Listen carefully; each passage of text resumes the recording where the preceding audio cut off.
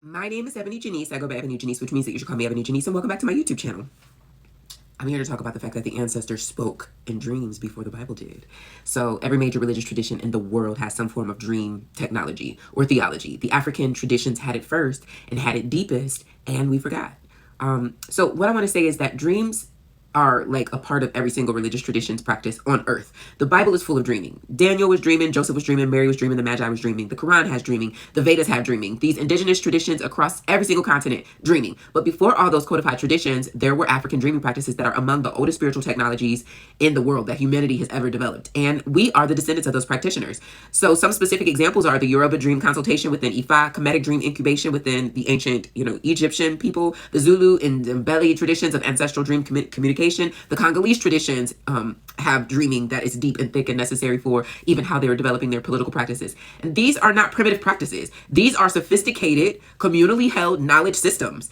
And what the Bible actually shows, Joseph's dreams interpretation is actually African technology being practiced in an African context. Egypt. The Bible is documented African dream wisdom, and we have received it as if it was originated in the text rather than in the tradition that the text was documenting. And I always think that's so impossible. That's so important when we think about what's happening in the Bible. We don't talk enough about the geography because I don't care what people say. Egypt is Africa, and all of Africa is not magically blackety black, but Egypt.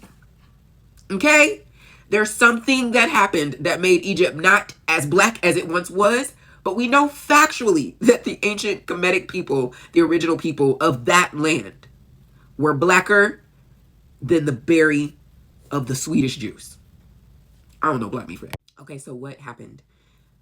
Christianity didn't change dreaming. It changed the value of the dream as a tool that we use to understand ourselves, to understand life, to understand the divine.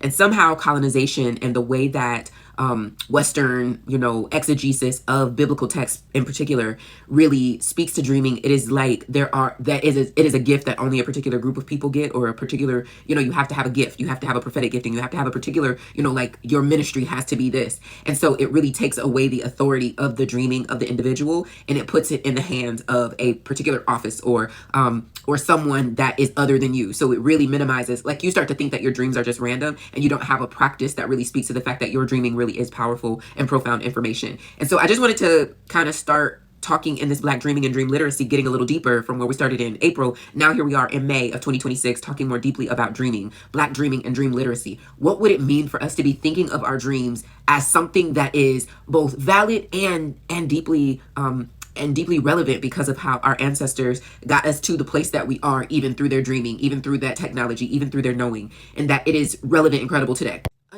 Another really important question isn't whether or not your dreaming is valid. It also is, are you willing to do the work to be literate around dreaming, to pay attention to them enough that you understand your dreaming and you don't have to go to some potentially external source to understand what your dreaming is trying to communicate?